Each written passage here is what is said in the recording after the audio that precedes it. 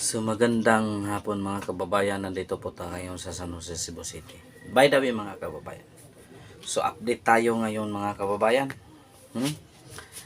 Ngayon nahuli na, sumuko si Kibuloy, Pastor Apollo Kibuloy. Ngayon, hindi ito sumurrender sa DILG ha.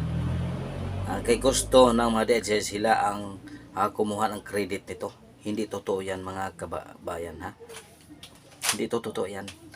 Isa itong katangahan ng DILG mga kababayan. So by the way mga kababayan, hindi ka pa subscribe sa aking channel, pa-subscribe naman, pa-like, share ang ating video para madagdagan natin ma-subscribe.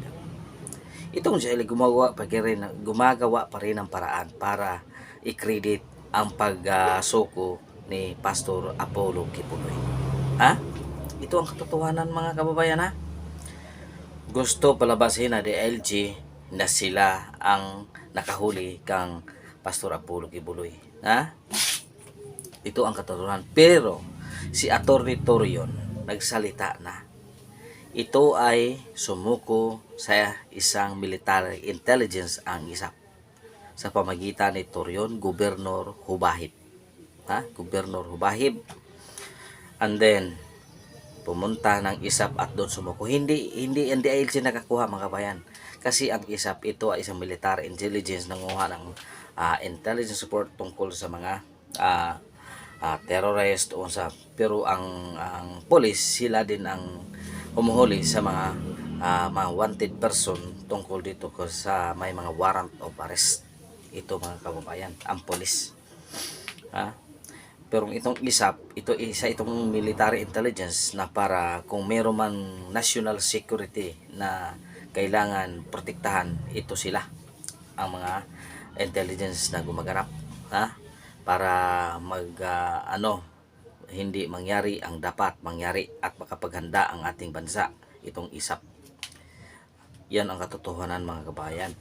Ngayon, ang gusto ni Kuan mga kabayan yan, DILG Secretary, kukunin talaga nila ang credit. Ano bang nangyari sa iyo, Abalos? Sino bang maniniwala sa inyo? Sus. Gusto niyo talaga kukunin ang 10 million. Ngayon, wala kang mapagbigyan sa 10 million mo. Dimalas ka, Tore. Dimalas.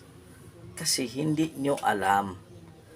Gusto nyo na iligaw ninyo ang tao na kayo talaga. Siyempre, ang ISAP. Hindi naman sila authorized hold kang Kibuloy.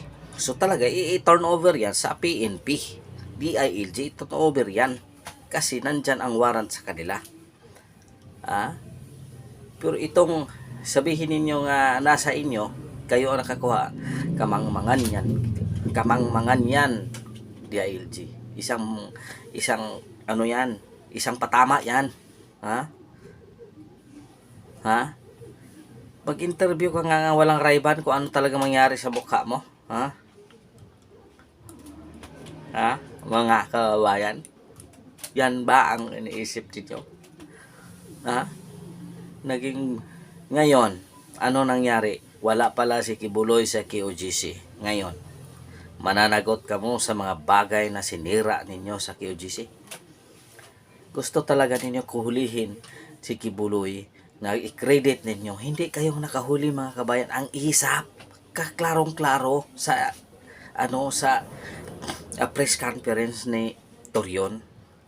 Klarong-klaro yan. Hindi yan maliligaw. Ito namang mga ipal na media, inilihis, at ito namang banat dito sa Cebu. Dito sa Cebu yung banat news, inilagay pa front page pa. Front page pa ito mga kababayan sa banat news. Na hinuli ng DILG, PNP, si Kibuloy. Yun ba totoo? Napakapal na mukha niyo banat banat news. Ditong banat news dito sa Cebu. Front page pa. Kibuloy, hinuli ng PNP. Yun ba i-credit ninyo mga kababayan? I-credit ba ninyo? O sa media, ano naman sa GMA? DILG pa rin? PNP pa rin nakahuli? Kaya na ganito ang ating bansa mga kababayan, kasi kanya-kanya tayong magbigay ng maling impormasyon doon sa taong bayan. Ha? Kasi nangangarap sila maging senador, maging pabango ng ating bayan. Ano ngayon? Ha? Ano mangyari sa inyo? Di ba? Di sikwate kayo. Wala na kayong magagawa. Ha? Kaya ngayon pa lang mga kababayan, gumawa kayo ng kabutihan. Gumawa kayo ng kabutihan. Ngayon, matiwasay na ang QGC. Ngayon, ano nang mangyari, Kantore? Ha? Ito ba ay makapag-retire kaya siya na maraming kaso? Makapag-retire siya pero walang pera kasi may pending case siya. At makapagbayad pa siya ng mga bagay na sinira nila sa QGC. Ano ngayon? Ha? Bibigyan ka pa ba ng pera ni Marcos?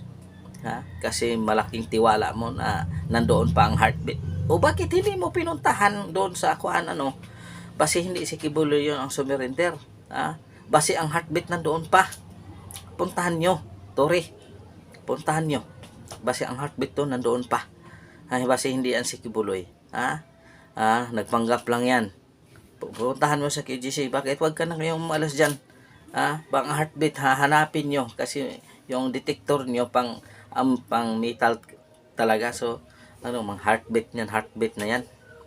Kalukuhan yan, Kibuloy. Tore. Ngayon, hindi ka makapag-resign. Hindi ka makapag-resign dahil sa kalukuhan mo.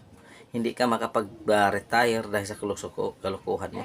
Ngayon, ito si